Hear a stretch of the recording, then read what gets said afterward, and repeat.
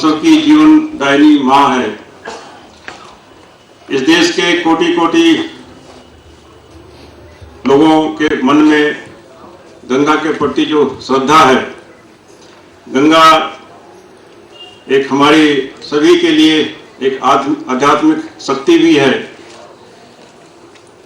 आर्थिक रूप से गंगा जो है और कोटि कोटि ऐसे लोगों, करोड़ों लोगों के लिए जो है उनके जीविका का एक संबल भी है। धार्मिक दृष्टि से गंगा हमारी जो है मोक्षदायिनी भी है। ऐसी गंगा, इसकी अविरलता, इसकी निर्मलता अक्षुण्ण बनी रहे, इस दृष्टि से कई मंचों से समय समय पर कार्यक्रम, गोष्ठियां, कार्यक्रम आयोजित होते रहते हैं। लेकिन अभी कुछ वर्ष पहले एक गंगा समग्र नाम से यह मंच बना है, जिसमें बहुत से ऐसे अनेक मंच हैं जो गंगा के विषय में अलग अलग भाग के रूप में उसका विचार करते हैं, अलग अलग उसके स्वरूप के बारे में विचार करते हैं। कोई गंगा का आर्थिक स्वरूप के विषय में विचार करते हैं, तो कोई गंगा की आध्यात्मिकता के विषय में विचार करते हैं, कोई गंगा की धार्मिकता के विषय में विचार करते हैं। लेकिन यह जो गंगा समग्र इस मंच का जो गठन हुआ, तो गंगा से जुड़े हुए जितने भी पहलू हो सकते हैं, चाहे वो रोजगार का हो, विकास का हो, अध्यात्म का हो, सभी पहलुओं पर समग्र रूप से विचार करने के लिए यह गंगा समग्र इस नाम से मंच का गठन हुआ, जो अपने सुश्री उमाश्री भारती जी के नेतृत्व में विगत समय में कई प्रकार के कार्यक्रम हो चुके हैं।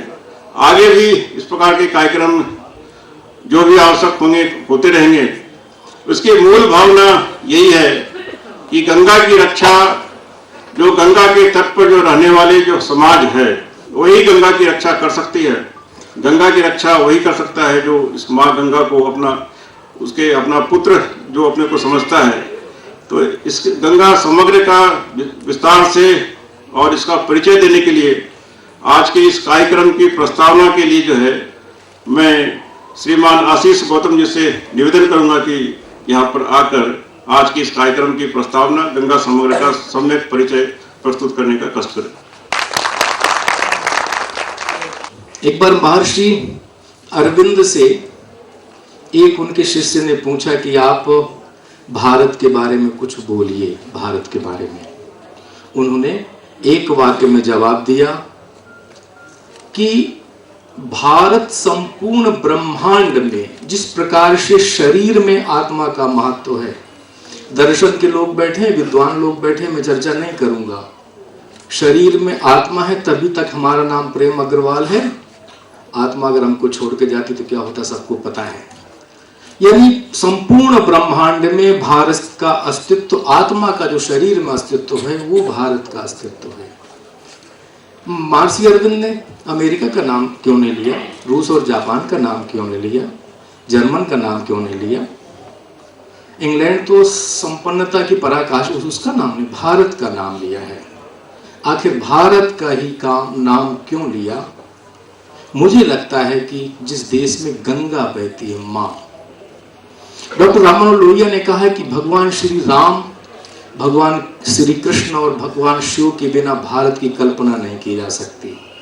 यानी जहां भगवान श्री राम, शिव, कृष्ण और गंगा का अवतरण हुआ है, इसलिए संपूर्ण ब्रह्मांड में भारत आत्मा है, आत्मा। उन्हीं के आश्रम में रहने वाले, एक कुटिया बना के रहने वाले फ्रांसीसी लेखक हैं फ्रांसवा गोतिये। गोतिये ने लिखा है कि भारत के लोगों के मन में पता नहीं आत्महीनता की भावना क्यों और कहां से आई, और सारा सत्यानाश, सारी समस्याओं का जड़ भारत और भारतीयों के मन में आत्महीनता की भावना है, आत्महीनता की भावना। एक मैंने बीबीसी के पूर्व संवाददाता भारत के प्रमुख थे, नाम माकपुली, नाम सुना होगा। और जो माकपुली ने एक बात अच्छी कही कि जो इस देश में सत्य कहता है, सही बात कहता है, उचित कहता है, उसको लोग सांप्रदायिक और आरएसएस वाला कहने लगते हैं।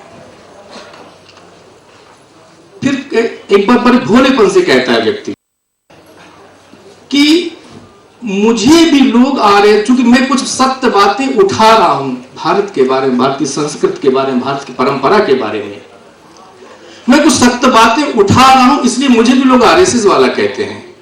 और बड़े भोलेपन से कहता है वो व्यक्ति कि मैंने सुना है, मैं जानता नहीं बहुत कि आरएसएस वालों की हिंदी बहुत अच्छी होती है, लेकिन मुझे तो हिंदी आती भी नहीं है।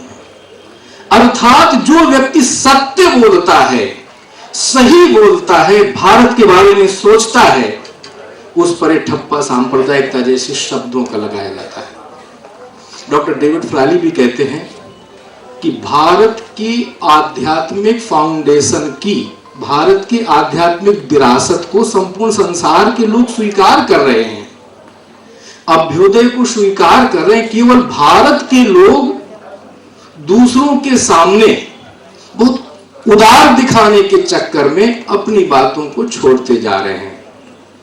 आखिर घटनाक्रम कहां शुरू होता है? 1835 को हम सबको पता है कि जो मैकाले ने फरवरी महीने में ब्रिटिश पार्लियामेंट में एक दस्तावेज प्रस्तुत किया है कि मैं भारत में 17 साल रहा हूं, घूमा हूं, जगह जगह घूमा हूं, गली गली घूमा हूं, गांव गलियारे घूमा हूं,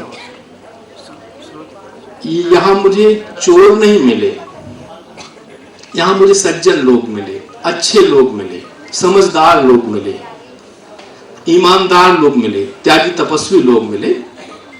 भारत को बहुत दिन गुलाम नहीं बनाया जा सकता, क्योंकि यहाँ के लोग अपनी सांस्कृतिक विरासत से दिल से जुड़े हैं, और भारत को गुलाम बनाना है अगर, तो हमको इनको अपनी सांस्कृतिक विरासत से काटना पड़ेगा।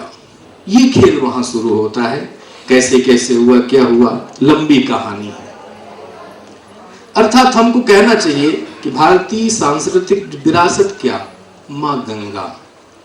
अब तुरंत जो मूल इसका विषय में वही आ गया लौट करके कि जो है, जो गंगा को नहीं मानता, राम कृष्ण शिव को नहीं मानता, भारत और भारत की परंपरा को नहीं मानता, संस्कृति को नहीं मानता, यहाँ की आध्यात्मिक भूमिका को नहीं मानता, यहाँ के ऋषियों मुनियों तत्वदर्शियों को नहीं मानता, यहाँ के साहित्य को नहीं मानता, यहाँ के दर्शन को नहीं मानता, यहाँ की मिट्टी को नहीं मानता, वही विकासवादी है। विकास और भारत की सांस्कृतिक मिट्टी से जुड़े दो विभाग जो किए गए, आज इस पर संवाद होना है। इस पर वास्तव में भारत की सांस्कृतिक विरासत को दिल में संजो के रखना, हृदय में रखना, जीवन पद्धति में रखना, अपने परिवार परंपरा में रखना, अपनी शिक्षा की व्यवस्था में रखना, और ये उसके लिए विकास, मनुष्य के लिए विकास, लंबी चौड़ी सड़क होना चाहिए, अच्छी बात है। घर में 24 घंटे बिजली होना चाहिए, और अच्छी बात है। लेकिन घर में हम होंगे तब ना, रोड पर चलने के लिए मैं हूं तब ना। यानी विकास किसके लिए? मनुष्य के लिए विकास, की विकास के लिए मनुष्य, सांस्कृतिक विरासत के लिए मैं, कि सांस्कृतिक विरासत को विकास के नाम पर मैं हजम कर जाऊं, इसके लिए रोजगार की दुहाई दी जाती है। मां गंगा अविरल और निर्मल, मां गंगा रोजगार ज्यादा देती है कि रुद्र गंगा?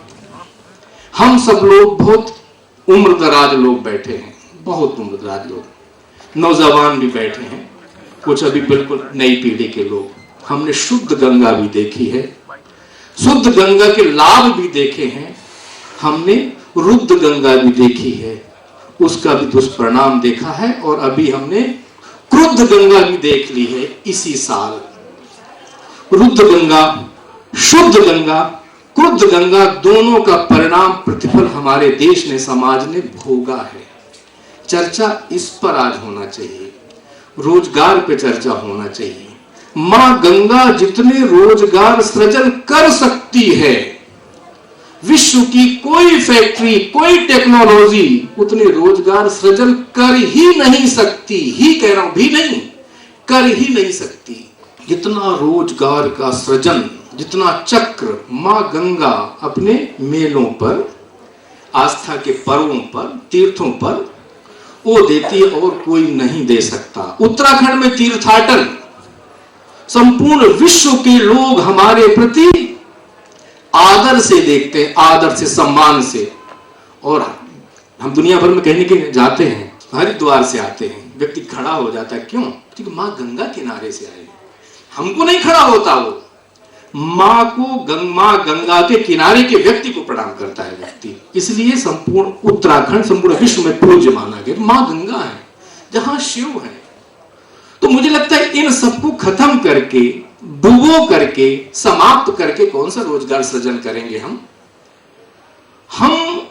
अपनी आत्मा को खत्म करके डेड बॉडी कितने दिन रख पड़ेंगे? मिस्र के पिरामिड में कहते डेड बॉडी रखी जाती है, तो भारत की डेड बॉडी कितने दिन रखेंगे हम लोग? मां गंगा से हम हैं, मां गंगा हमसे नहीं है, उससे हम हैं। जितने लोग बैठे, हम अपनी मां से पैदा हुए, मां मुझसे पैदा नहीं हुई। ऐसे बहुत विषय हैं, रोजगार के, पर्यावरण के, सांस्कृतिक विरासत के। कीमत हमारी लगाई जाती है रोजगार के नाम पर, कई चीजों के नाम पर, और केवल आधुनिक सभ्यता के नाम पर हम अपना सिर झुका के चलते हैं। तो हम अन्य सब की तुलना में विकासवादी भी हैं, और अपनी सांस्कृतिक विरासत से काटने का जो कुचक्र चला है, मां गंगा को समाप्त कर दीजिए, बात खत्म हो गई। ये भारत डेड बॉडी हो जाएगा, समाप्त हो जाएगा। इसलिए आज का जो संवाद है, जिनको मैं जानता हूं मंच पर बैठे हैं, ये कोई इनका बोलना शगल नहीं है, कोई प्रोफेशनल नहीं है। डॉक्टर साहब ने अभी, हम रास्ते में साथ साथ आते, बोले 15 दिन पुलिस हॉल में बोल कर गए और फिर आ गया बोलने। वास्तव में है क्या कि ये इनकी आत्मा से निकला विषय है, कहीं अथोपा नहीं गया। तो हम क्या करते हैं महत्व इसका नहीं है, हम क्यों करते हैं महत्व इसका है। आज का संवाद क्यों किया जा रहा है, क्या महत्व नहीं इसका, हर बात का जवाब मिल जाएगा कि हम क्यों इस मंडप पे आए हैं। डॉक्टर कृष्ण गोपाल जी असम के तेजपुर से क्यों 2 घंटे के लिए यहां पर आए हैं, हमने क्यों संवाद रचा है, ये वास्तव में क्या कर रहे हैं महत्व इसका नहीं है, हम क्यों कर रहे हैं महत्व इसका है। आज का संवाद, आज की परिचर्चा इसी दिशा में जाए, योग्य नेतृत्व के आशीर्वाद से, संरक्षण में आगे यही बातें, देहरादून का ये संवाद, उत्तराखंड का संवाद, संपूर्ण विश्व का संवाद बन जाए, और इस हॉल से ऐसी चिंगारी उठे, किरणें उठे कि मां गंगा के प्रति आस्था और विश्वास के साथ रोजगार के नाम पर, कुछ अन्य नाम पर जो खिलवाड़ हो रहा है वो बंद हो। आगे का समाज भी सोचे, सरकार भी सोचे, इस विश्व धरोहर के लिए कुछ भी करना पड़े, इस संकल्प के साथ ये संवाद उठे। बहुत बहुत धन्यवाद।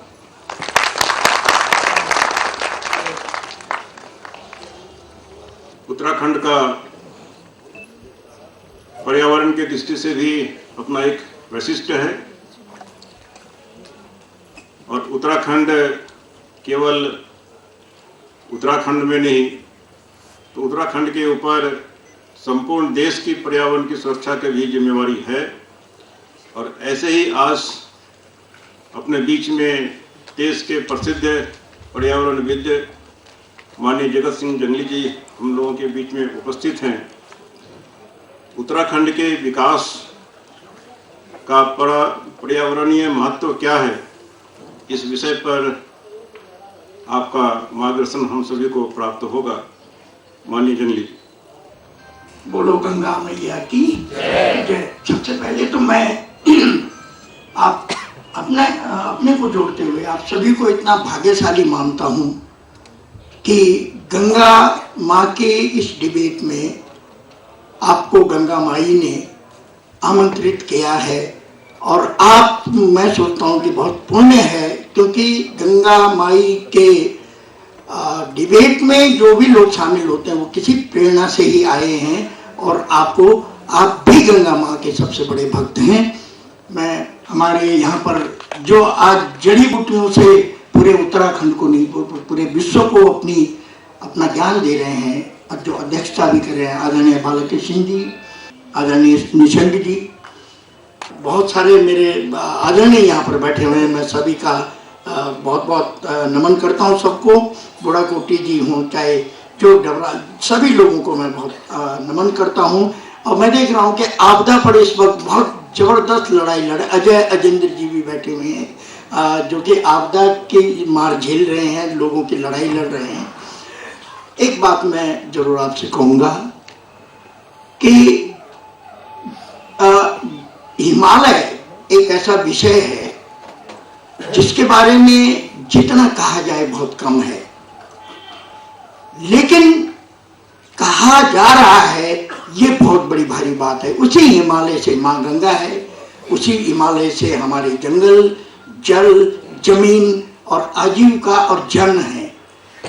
ये ऐसा विषय है जो बहुत मुख्य वो है। और अगर इसमें हमारी भागीदारी होती है तो कहीं न कहीं पूर्व जन्मों के अच्छे संस्कार हमारे हैं कि हम ऐसे पुनीत कार्यों में यहाँ पर शामिल हो रहे हैं।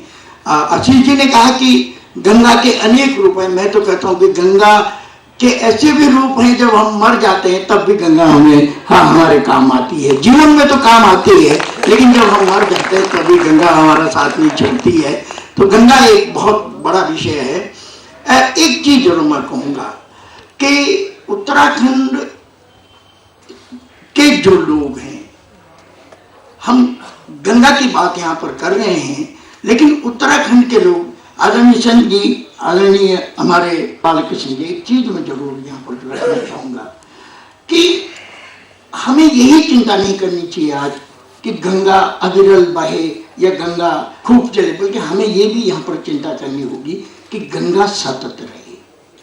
और गंगा सतत केवल ग्लेशियरों से नहीं रहेगी, बल्कि गंगा में जितने भी स्ट्रीम मिलते हैं, जितने भी गाढ़ गधेरे हमारे उत्तराखंड में मिल रहे हैं, जो कि गंगा माई को जल पोषित कर रहे हैं। और आदरणीय चंद जी, आप तो जानते हैं कि हरियाली देवी की गाढ़ जो आती है उसको भी हम हरी गंगा बोलते हैं नक्शों में, और सर्वे में उसका नाम हरी गंगा है। और वो गंगा में आके मिलती है। ऐसी अनेकों नदियां, असंख्य चाहे भिलंगना मिलती हो हमारी भागीरथी में, तो उन पर अभी तक किसी ने सोचा नहीं है कि अगर वो गाढ़ गधेरे सूखते चले जाएंगे, उनमें पानी कम होता चले जाएगा, तो हमारी गंगा कुपित होगी, क्योंकि उसके ये बाहिनी है, बाजू है, बाएं हैं। तो उन पर भी हमें ध्यान देने की जरूरत है कि उनको हम सतत बनाए रखें। और वो सतत रहेंगी जबकि हमारे उत्तराखंड के जंगलों पर जो बात हो रही है वो आधी अधूरी बात है। मैं सोचता हूँ कि अगर ये बात हमारी उठनी चाहिए कि हमारे उत्तराखंड की जैव विविधता बढ़े, और जैव विविधता से जो सीधा संपर्क है हमारे जमीनों का है और पानी का है, वो केवल मोनोकल्चर, एकल प्रजाति जो चीड़ प्रजाति है, मैं उसका विरोधी नहीं हूँ, लेकिन मैं ये चाहता हूँ कि मोनोकल्चर जो है उत्तराखंड से जितना तेजी से कम होना चाहिए। ये वन विभाग को आदेश होना चाहिए कि मिश्रित वनों को लगाया जाए, मिश्रित प्रजाति के जंगल उत्तराखंड हिमालय में लगने चाहिए, ताकि वहाँ की जैव विविधता ठीक रहे और वहाँ की आजीविका ठीक रहे, वहाँ के लोग ठीक रहे। नहीं तो जिस तरह से जलवायु परिवर्तन का दौर चल रहा है, ये दौर इतना खतरनाक आ गया कि इसने जल को कम करना शुरू कर दिया। हमारे धारा, मंगरा, पंदेरों के जल कम होने लगे हैं, ये रिसर्च आ गई है। और अगर जल कम होगा तो निश्चित है कि अफरा तफरी मचेगी, गंगा का जल कम होगा तो फिर तो और भी समस्या खड़ी हो जाएगी। हम यहाँ पर बात कर रहे हैं कि खनन बहुत बड़ा विषय बन रहा है, लेकिन मैं देख रहा हूँ वो जो हमारा केदार घाटी का जो क्षेत्र है, वहां पर 9-10 मीटर ऊंची वो खड़ी हो गई हैं दीवारें उसकी बजरी की। अगर वो वैसी रहेंगी तो और ज्यादा खतरा हो जाएगा। हम तो ये कह रहे हैं कि मैं एक पर्यावरणीय दृष्टिकोण से बात कर रहा हूं कि उनको तत्काल हटाया जाना चाहिए, और उसके एवज में वहां सुरक्षा दीवारें बननी चाहिए, उसी पैसे से सुरक्षा दीवारें बननी चाहिए। ये बात मैं इसलिए कह रहा हूं क्योंकि नहीं तो आने वाले समय में और ज्यादा खतरे आ जाएंगे। तो तो ये कह रहे हैं कि आज अगर अदृश्य शक्तियां हैं वो हमारी वनस्पतियों में है और उनका वहां निवास है अदृश्य रूप में। इस पर जबरदस्त रिसर्च जाने वाली है कि रिंगाल में कौन देवी देवता रह रहे हैं या हमारे किन वृक्षों में कौन देवी देवता आज भी है। ये रिसर्च आने वाली है, समय लगेगा। सारे विश्व के वैज्ञानिक चौंकेंगे कि जिन चीजों को हम ढूंढ रहे हैं वो तो भारत जैसे देश में पूर्व युगों से विद्यमान है। जल जमीन जंगल को सतत रखने के लिए माँ गंगा को सतत रहना बहुत जरूरी है, क्योंकि करोड़ों लोगों के जीवन यापन वो कर रही है। और जिन लोगों ने यहाँ पर ये डिबेट रखी है वो बहुत मैं कहता हूँ कि गंगा माई उनको खूब आशीर्वाद दे। और जितने लोग यहाँ पर आए हैं, मैं प्रकृति का आदमी हूँ, 40 साल से केवल प्रकृति में काम कर रहा हूँ।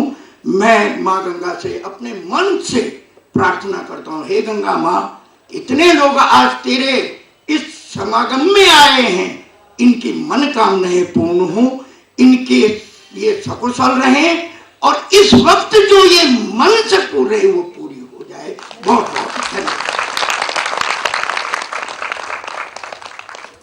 भारतवर्ष को देवभूमि कहा जाता है। कहते हैं कि इस धरा पर जन्म लेने के लिए देवता भी ललायित रहते हैं। दुनिया में जितने भी राष्ट्र हैं, देश हैं, सबकी उत्पत्ति का, आविर्भाव का कोई न कोई इतिहास मिलता है। लेकिन भारतवर्ष एक ऐसा राष्ट्र है, इस राष्ट्र की सुरक्षा के लिए प्राकृतिक और सुरक्षा प्रहरी है। ऐसे ही आज के इस कार्यक्रम में अपने माननीय जेपी देवराज जी, अध्यक्ष हिमालयन चिपको फाउंडेशन, यहाँ पर उपस्थित हैं। आपका मार्गदर्शन हम सभी को प्राप्त होगा। जो उत्तराखंड के लोग थे, जो केदारखंड के लोग थे, वो इन जंगलों के स्वामी थे। ये जंगल उन्हीं की देखरेख में रहते थे। वहां से यदि उनको लकड़ी चाहिए तो उसका एक नियम बना हुआ था। अगर उनको वहां से कोई जड़ी बूटी भी लेनी हो तो उसका भी एक नियम बना हुआ था। लोगों की जीवन शैली भी एक नियम के अनुसार बनी रहती थी। एक सस्टेनेबल सिस्टम उन्होंने बना रखा था। पर धीरे धीरे इस सब चीज में परिवर्तन हो गया। वहां के पहले के लोग, आपने देखा होगा, पहाड़ के ऊपर चाल बनाते थे। कोई भी जल स्रोत होता, कोई भी जल स्रोत, पहले वो पशुओं के लिए एक छोटा सा ट्रफ बना देते थे। एक छोटी सी जगह होती थी जहां पशु आकर के पानी पीते। और खाली उनके अपने निजी पशु नहीं, जो वन जीव थे वो भी वहीं आकर के पानी पीते थे, क्योंकि पहले जंगल भी बहुत अच्छे थे। उस समय हिमालय में एक मिक्स्ड फॉरेस्ट होता था। मिक्स्ड फॉरेस्ट के कारण जो ह्यूमस होता है वो इतना अच्छा था सारे हिमालय में कि जब वृष्टि होती थी, जब बरसात होती थी, तो वो सारा का सारा पानी वहीं समा जाता था। फिर परिस्थितियां बदलने लगी। जब ब्रिटिश सरकार आई तो उन्होंने कहा कि नहीं, अब ये फॉरेस्ट हमारे हो गए। अब जब फॉरेस्ट उनके हो गए तो लोग वहां से कटने लगे। धीरे धीरे ये परिस्थिति हो गई कि लोग अब जंगल से ना तो लकड़ी ले सकते हैं, ना ही जड़ी बूटी कोई ले सकता है। और इसका एक और कारण भी है, क्योंकि कुछ लोगों ने इसको कमर्शियलाइज करने का प्रयास करा। पर जिन लोगों को यह स्वामित्व दिया गया था हमारे जंगलों का, उन्होंने भी हमारे जंगलों के साथ कोई खास अच्छा काम नहीं करा। उनके लिए भी हमारे जंगल जो थे केवल पेड़ थे। उन पेड़ों को उन्होंने कभी लाइवलीहुड से नहीं जोड़ पाया, और इसके कारण उन्होंने हमारे हिमालय में एक बहुत बड़ा परिवर्तन कर दिया। पहले यहां पे मिक्स फॉरेस्ट थे, आज आप क्या देखते हैं? चीड़ के जंगल या साल के जंगल। अब साल के जंगल के लिए कोई भी गवर्नमेंट मशीनरी अपने आप को शाबाशी नहीं दे सकती, क्योंकि साल के पेड़ अभी किसी नर्सरी में नहीं होते, हो ही नहीं सकते। साल के पेड़ अभी तक कोई भी ऐसी नर्सरी नहीं बनी है जो ये कहे कि हम साल के पेड़ यहां पे उगा लेंगे। साल के पेड़ प्राकृतिक ढंग से ही वहां जंगलों में होते हैं। दूसरी चीज जो है, पहाड़ में चीड़ के जंगल अब बहुत हो गए, और और चीड़ के जंगल लगाए किसने? सरकार ने। जो ये IFS ऑफिसर्स उस जमाने के थे, उनको खाली टिम्बर चाहिए था। और ये टिम्बर क्यों चाहिए था? क्योंकि रेलवेज बन रही थी, तो रेलवेज में बड़े बड़े स्लीपर चाहिए थे। वो स्लीपर्स उस समय पहाड़ से ही जाते थे, उत्तराखंड से और हिमाचल प्रदेश से, सेंट्रल हिमालय से बहुत स्लीपर्स आए। तो धीरे धीरे कैरेक्टर बदलता गया। अब चीड़ के जंगल का कैरेक्टर क्या है? एक तो चीड़ की पत्तियां जो हैं वो एसिडिक होती है। जैसे प्लेन्स में यूकलिप्टस आया था, और यूकलिप्टस की पत्तियां जो है एसिडिक होती हैं, वो जो सॉइल है, टॉप सॉइल है, मृदा जिसको बोलते हैं, उसको खराब करती है, उसको एसिडिक बना देती है। और क्या होता है कि पानी का जो ग्राउंड लेवल जो होता है वो नीचे चला जाता है। वैसे ही पहाड़ में चीड़ है। लोग इसको वृक्ष कहते हैं, हम पर्यावरण के लोग इसको वीड की संज्ञा देते हैं, क्योंकि यहां जहां पे भी चीड़ के जंगल होंगे वहां पे जो वाटर टेबल है वो नीचे चला जाएगा, वो जंगल सूखने लगेगा, वो पहाड़ सूखने लगेगा, वहां की जमीन जो है एसिडिक होती रहेगी। और चीड़ के फॉरेस्ट की एक और बहुत बड़ी स्पेशलिटी है कि हर साल वहां पे वनाग्नि होगी। हर 3 साल में एक बड़ी वनाग्नि होगी और हर साल वहां पे वनाग्नि होगी। तो उससे क्या होता है कि जितने भी नीचे अंडर ग्रोथ होता है वो एक तो एसिडिक होने की वजह से खराब होता रहता है, और दूसरा वनाग्नि में सब अंडर ग्रोथ डैमेज हो जाता है। तो आपको चीड़ के जंगल में एक अंडर ग्रोथ नहीं मिलता है, ह्यूमस वहां पे कलेक्ट हो ही नहीं सकता, वो ऐश बन जाएगा, ऐश बनने के बाद रह भी जाएगा। इसलिए जो चीड़ के जंगल है हमारे लिए ज्यादा उपयोगी नहीं है। अगर हमको गंगा को बचाना है तो पहले हमको ये चीड़ के जंगल हटा करके एक मिक्स्ड फॉरेस्ट वहां पर बनाना है। एक पहाड़ों की जो हेल्थ है उसको कैसे नापा जाता है? उसको नापा जाता है जो नदियां वहां से निकलती हैं उनके वाटर डिस्चार्ज, जो लीन पीरियड में हो और जो पीक पीरियड में हो। लीन पीरियड तो वो होता है जब नदी बिल्कुल सूख जाती है, पीक पीरियड वो होता है जब नदी में बहुत पानी होता है बरसात के समय। नॉर्मली इसका एक रेशियो बना हुआ था। आज आप भूटान में चले जाएं, अब पिछले 10 साल में तो वहां पे भी पेड़ कटान काफी होने लग गया, पर पहले नहीं होता था वहां पे। तो वहां की नदियों में जो लीन पीरियड और पीक पीरियड का रेशियो है वो 1:7 होता था। मतलब यदि एक बूंद पानी उसमें समर्स के टाइम जो लीन पीरियड होता है तब होता था उस नदी में, तो बरसात के टाइम में 7 बूंद पानी होता था। मतलब 1 और 7 का रेशियो था वहां पानी का।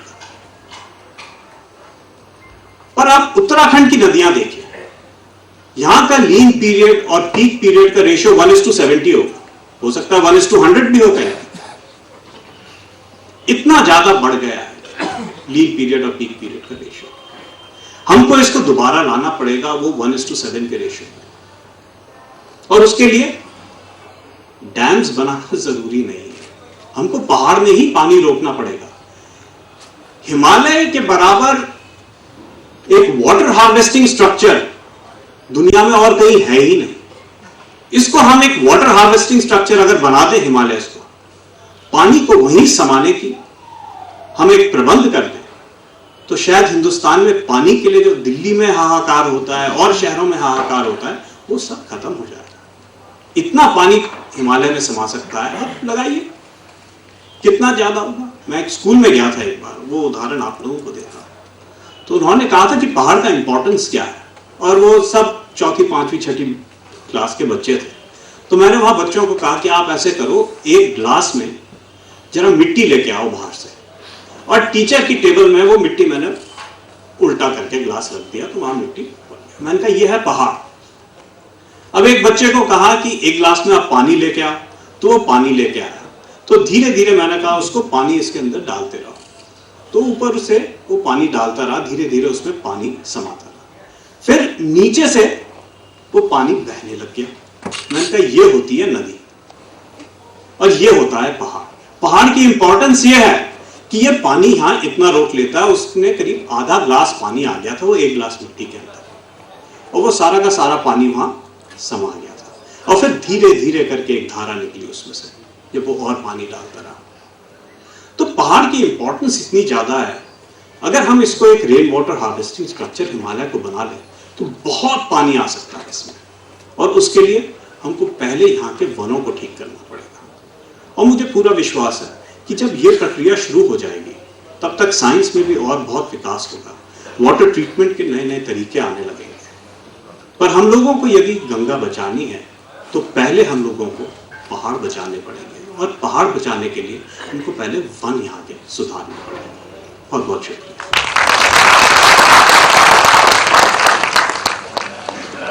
धन्यवाद डॉक्टर जी। हम सभी का विचार दृढ़ हो सकता है, संकल्प दृढ़ हो सकता है।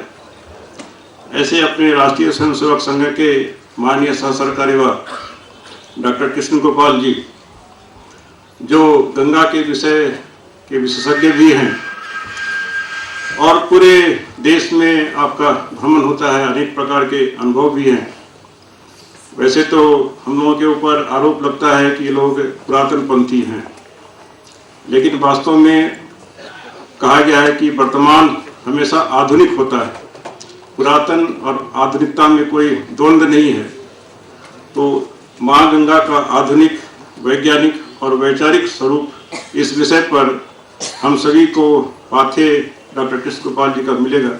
मैं उनसे आमंत्रित करता हूं कि आकर अपना विचार प्रकट करें। गंगा के विषय पर एक लंबी चर्चा चल रही है, और ये अच्छी बात है कि गंगा को हम लोग समग्रता में अब देखने का प्रयास कर रहे हैं। एक लंबी पराधीनता के कारण से देश की प्रज्ञा जो है तेज हो जाती है। लंबी जो पराधीनता है देश के स्वत्व को नष्ट कर देता है, देश का, समाज का तेज भंग हो जाता है, आत्मविस्मृति में डूब जाता है। उसी के कारण अपना पराया लगने लगता है और अपनी सभी अच्छाइयाँ बुराइयों में दिखने लगती है। ये बीमारी ये कॉलोनियलिज्म के नाम से जानी जाती है। अर्थात जिन लोगों ने हमारे को एक कॉलोनी बनाया, मानसिक रूप से वे हमको पराधीन कर देते हैं, और पराधीनता का सबसे बड़ा कारण यह है, सबसे बड़ा जो परिणाम है वो यह है, अपना कुछ भी अच्छा नहीं दिखता। दृष्टि बदल जाती है, आत्मा बदल जाती है। और इसलिए ये जो लोकतांत्रिक स्वतंत्रता तो मिल गई, संविधान आ गया, अधिकार आ गए, इतना मात्र स्वतंत्रता नहीं। जब तक आत्मा नहीं स्वतंत्र होती तब तक वह समाज अपने स्वत्व की अनुभूति नहीं करता। अपने को अपना समझना और अपनी विशिष्टता को लेकर के गौरवान्वित होना, यह भूमिका भी धीरे धीरे नष्ट हो जाती है। और उस कोड़ में खाज का काम जो करते हैं वो हमारे वामपंथी करते हैं। वे अध्यात्म के घोर विरोधी है। हमारा देश अध्यात्म की आत्मा के साथ जीता है। यह दुर्भाग्य है देश का। जो हमारे देश की आत्मा है, उस आत्मा को नष्ट करने का कोई भी प्रयत्न हमारे वामपंथी छोड़ते नहीं। किसी भी पद्धति से देश की आत्मा नष्ट हो जाए, वही प्रयत्न वे करते हैं। हमारा देश इस बात को मानता है और जानता है, परंपरा से देखता है, ये सारा जगत एक चैतन्य के साथ है, एक ईश्वरीय भूमिका के साथ हम इस सारे जगत को देखते हैं, विश्व को देखते हैं। ये हमारी दृष्टि है। हमारे पूर्वजों ने, हमारे ऋषियों ने एक साधना से वो हमको प्रदान की है। वो असामान्य है और वही इस देश की खास बात है। वो अगर चली जाती है तो इस देश में कुछ बचेगा नहीं। सारे अन्य देशों की तरह ये भी एक भूमि का टुकड़ा मात्र रह जाएगा। वो दृष्टि असामान्य है, और असामान्य दृष्टि एक असामान्य कारणों से विकसित हुई है। उसमें गंगा एक बड़ा कारण है। मैं बहुत और भूमिका में नहीं जाऊंगा, लेकिन गंगा को समझने का प्रयत्न हमारा देश पहले करे। अर्थात एक गुलामी के कारण से हमारे अंदर की जो आत्मा मलिन हो गई है, एक पर्दा चढ़ गया है, उस पर्दे को हटा दे। मित्रों, दुनिया की बड़ी बड़ी नदियां इस बात के लिए ललायित रहती है कि कोई गंगत्व उनमें मिल जाए। आप चाइना की नदियों के नाम देखिए, वे गंगा का नाम लेकर के धन्य हो जाती हैं। उनके नाम, हमारे अरुणाचल प्रदेश की नदियों के नाम देखिए, वे गंगा पर अपना नाम रख लेती हैं। दिरांग है, सियांग है, सिक्यांग है, दिवांग है, अंत में कोई गंगा का एक अंश नाम नहीं आ जाए। दुनिया के अनेक देशों में गंगा के नाम से सरोवर बनते हैं। गंगा का गंगत्व है, उसकी एक पुण्याई है, उसकी एक पवित्रता है। वो केवल मात्र जल नहीं है। और इसलिए मैं मालवीय जी का एक संस्मरण कभी कभी लोगों के सामने बोलता हूं। लोगों ने मालवीय जी को पूछा, मालवीय जी दूध किसका सबसे अच्छा होता है? मालवीय जी बोले बकरी का। अरे लोगों को लगता था गाय का बोलेंगे। मालवीय जी ने कहा गाय का तो अमृत होता है, दूध नहीं होता। उनको पूछा कि जल किसका अच्छा होता है? तो मालवीय जी ने कहा यमुना का। अरे हम तो समझते थे गंगा का बोलेंगे। नहीं, गंगा का जल नहीं होता, गंगा का अमृत होता है। ये दृष्टि हमारे देश की। और गंगा का जल जो है ये सामान्य जल नहीं है। ये सीवर का जल जो है, मलमूत्र, इसको कहां भेजा जाए, इसको कहां ट्रांसफर करना, इसका क्या उपयोग हो सकता है? गंगा में डालना यह एकमात्र उपाय नहीं हो सकता। एक बात। दूसरी बात, गंगा के जल को बार बार खींच करके क्यों ले जाते हो? गंगा के किनारे के जो जो शहर है, गांव है, कस्बे हैं, जिले हैं, मैं कहता हूं गंगा से 100 किलोमीटर इधर और 100 किलोमीटर उधर, हर एक गांव को अपने वर्षा के जल को बचा करके रखना। भगवान दे रहा है, वो बह जाता है। सिंचाई के लिए पानी नहर से लेता है। क्यों करता है ऐसा? क्यों करता है? जो बरसात में ईश्वर ने, परमात्मा ने जल उसके गांव में दिया था, उसको बहने से वो रोके, अपने गांव का तालाब गहरा करे, अपने गांव के तालाब को अच्छे बड़े स्वरूप में ले आए। पूरा का पूरा गांव पूरे के पूरे वर्षा के जल को रोके, पूरे गांव की सिंचाई, पशुओं के लिए जल वहां से ले। वो तालाब भरा रहेगा, उस गांव के कुएं का जल भी अपने आप स्तर ऊंचा हो जाएगा। और इसलिए ये सबसे बड़ी आवश्यकता है। आगे आने वाले एक 10-12 वर्ष के अंदर हर एक गांव का तालाब अच्छा और व्यवस्थित हो जाए और हम अब नहर का पानी बहुत आवश्यकता होगी लेंगे। नहीं तो अपने गांव में अच्छा तालाब बना करके उस जल को हम ले लेंगे।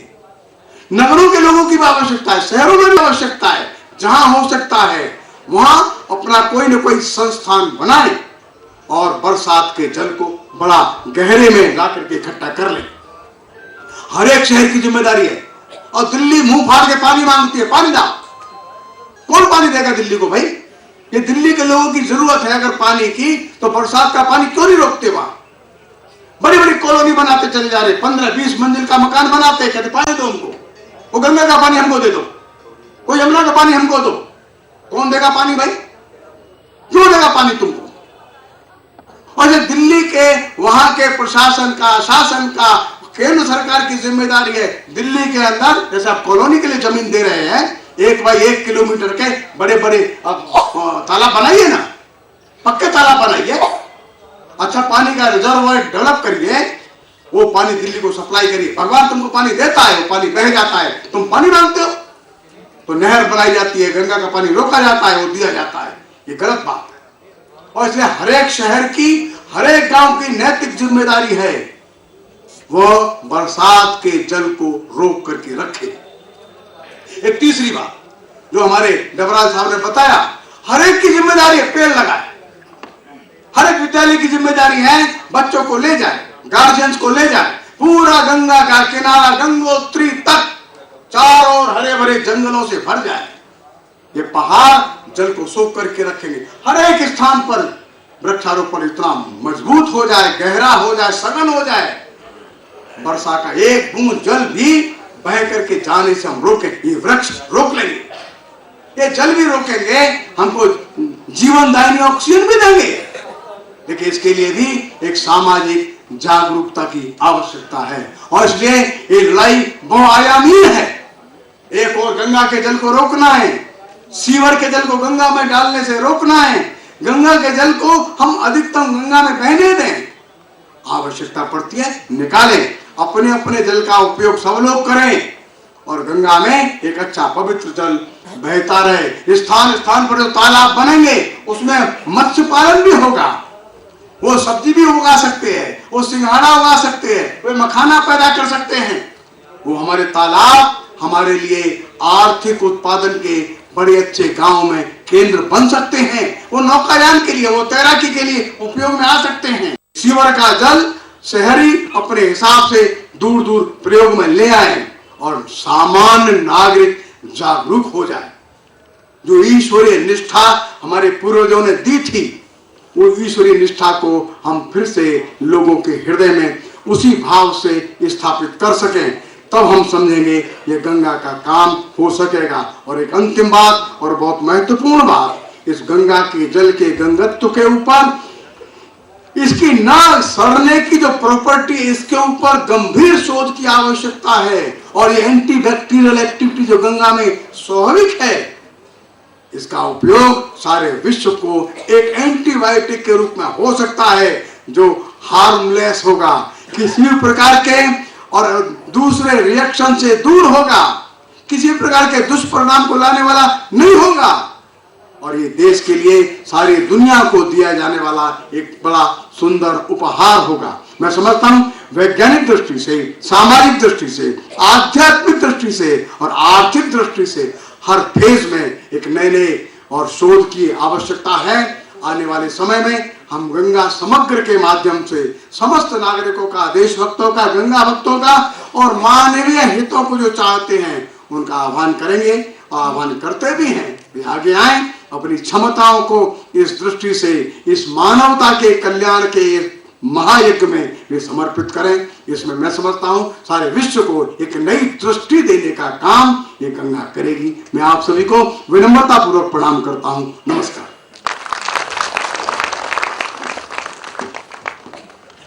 अभी उमा दीदी जी ने समग्र गंगा और गंगा प्रकोष्ठ का परिचय दिया था।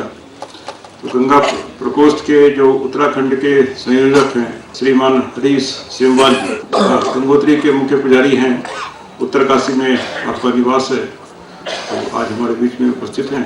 मैं अब अपने भाई प्रेमचंद जी से निवेदन करता हूँ कि अब आप प्रदर्शन का कार्यक्रम पूरा करें। तेरा वैभव अमर रहे माँ, हम दिन चार रहे न रहे।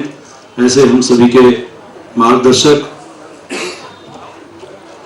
राष्ट्रीय स्वयंसेवक संघ के सह सरकार्यवाह आदरणीय डॉक्टर कृष्ण गोपाल जी, और इस कार्यक्रम की बहुत जिन्होंने भी गौ, गंगा और जड़ी बूटी पर जिन्होंने बहुत सुंदर व्याख्यान हम सबके बीच में दिया, जिनको पूरा उत्तराखंड नहीं, देश नहीं, पूरा विश्व आज पहचानता है, जानता है, पतंजलि योगपीठ के नाते। उसके आदरणीय महामंत्री आचार्य बालकृष्ण जी, जिनकी प्रेरणा से हम सब लोग ये काम कर रहे हैं और जिनका आशीर्वाद मध्य प्रदेश, उत्तर प्रदेश, उत्तराखंड और पूरा देश जिनको बहुत अपने नजदीक से और दीदी के नाम से जानता है।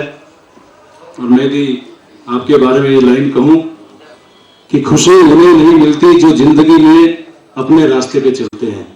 खुशी उन्हें नहीं मिलती जो जिंदगी में अपने रास्ते पे चलती हैं। दीदी, खुशी तो उनको मिलती है जो दूसरों की खुशी के लिए अपने रास्ते बदलते हैं, अपने रास्ते बदलते हैं। ऐसे हम सबकी प्रेरणादायी दीदी हम सबको आशीर्वाद देने यहाँ पहुंची उमा श्री भारती जी। इस कार्यक्रम में प्रमुख रूप से पहुंचे हमारे इस प्रदेश के पूर्व में रहे मुख्यमंत्री, अनेकों बार जिन्होंने उत्तर प्रदेश में भी मंत्री पद संभाला, और हम सभी के बहुत ही लोकप्रिय आदरणीय डॉक्टर रमेश पोखरियाल निशंक जी, और मेरे ठीक दाईं ओर जो सबसे किनारे जिनका अनेकों बार मेरे को मार्गदर्शन मिला है, प्रेरणा मिली है, आज के कार्यक्रम में प्रमुख रूप से बुलारे आदरणीय जगत सिंह जंगली जी, परम आदरणीय जेपी रघुराम साहब, और हमारे पार्टी के सम्मानित अध्यक्ष जिनका मार्गदर्शन हमें समय समय मिलता है, ऐसे हमारे मंचासीन आदरणीय तेज सिंह रावत जी। इस कार्यक्रम का बहुत ही सुंदर संचालन कर रहे हमारे संघ के प्रांत कार्यवाह आदरणीय लक्ष्मी प्रसाद जायसवाल जी।